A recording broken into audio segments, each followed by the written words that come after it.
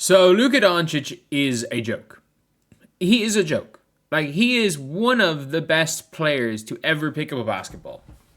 And, like, I don't care about any, like, he'd be like, oh, you can't win. Well, yeah, he's been healthy. The last two, I'm not even going to say the last two healthy playoffs he's played. He's made a finals and a conference finals in the last 4 years. And his team was not expected to do either. He took off a 60-plus win Suns team when they were the only team to win 60 games. And he made a finals despite being the underdog in every single series. And yeah, ridiculous. So you can see right here, number 10 all time in 40-point games in Lakers history. This is the Los Angeles Lakers. This is one of the premier franchises in not only basketball, in sports. He is number 10 all time in 40-point games. It's still 2025. He was traded on the 2nd of February 2025. It is still 2025 and he is number 10 all time in 40-point games. I just want to check this Lakers, how far he is off. Lakers all time 40-point games. Like, I just need to see how many. Let's just say for the rest of the season. The assumption is that he is going to get, if he stays healthy, he's going to get a minimum of 10 more this season. He's going to get a minimum of 10 more. So, Kobe has 122. Luka has overtaken Magic Johnson. Luka has overtaken Magic Johnson. Like, that's crazy. He is probably going to go to number 7 at the end of the season. Fuck it. He might end up overtaking LeBron by the end of the season. Like, there is a world where Luka Doncic overtakes LeBron James in a season and a half in 40-point games. That's kind of crazy, and that is not far-fetched. And the crazy thing is that scoring is the thing Luka does best. But, like, he's almost as good of a passer. It is just Luka magic. Like, they call him magic for a reason. They call what he does magic because it is Luka magic. It's a pity. It is a pity that Luka Doncic is not, like, that he's not better. He may not be better than Jokic. He's probably not better than Jokic. I'm going to be honest. He's probably not better than Jokic. But he is the only player in terms of impact, especially impact on the offensive end, that's even close to Jokic.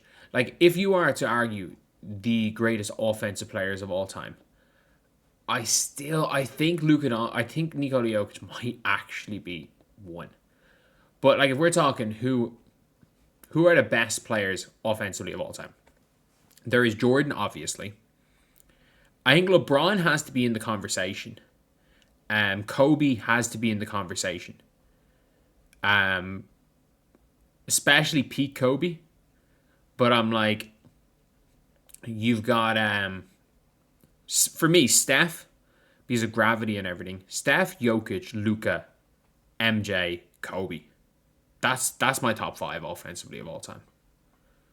And then LeBron is very close. LeBron is a very close 6th. And then you've got Kevin Durant. Has to be in there. James Harden has to be in the top 10. I know it's off the top. I just can't even think who else offensively anyway.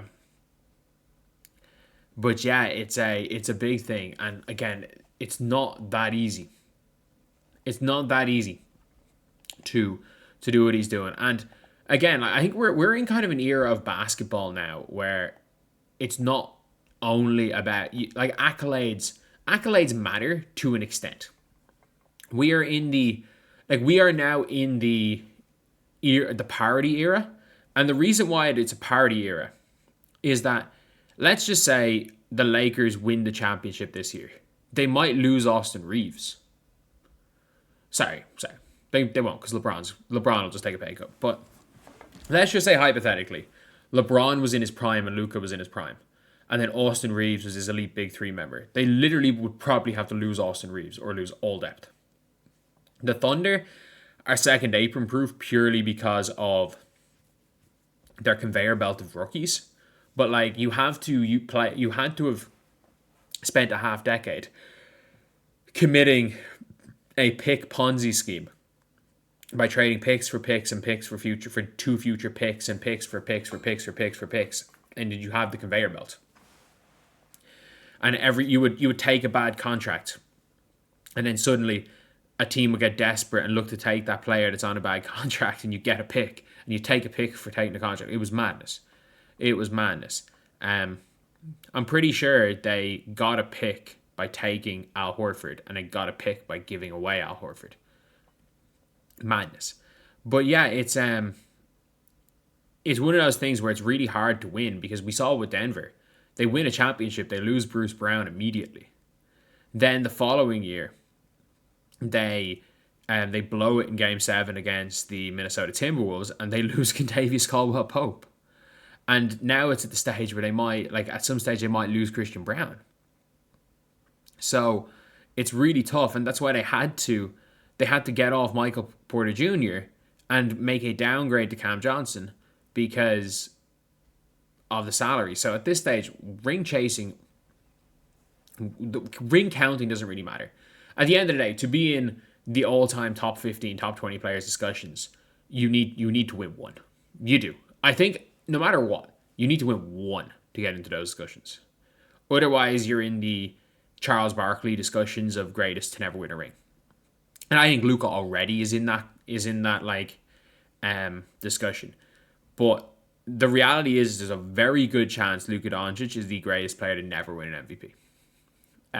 Because I still think he got robbed in 23-24. Like, how do you average basically 35, 10, and 10? It was 35, 9, and 9. 34, 9, and 9. He was 34, 9, and 9 and didn't win MVP. Didn't even come second in MVP. That's one of the craziest things I've ever seen. But yeah, anyway, Luka this season. Look, if the MVP was to stop right now, Luka's the MVP. Oh, maybe Shea, but that's just the MVT, the most valuable team. I think if it stopped today, if the NBA stopped today, Luka's the MVP. Jokic, Shea, Luka, really close top three with Cade Cunningham coming in at fourth. But that's kind of your top three right now. The Bucks, Giannis has fallen out of that. But yeah, that's pretty much it, lads. That is the video. Let me know what you guys think. I'll see you guys.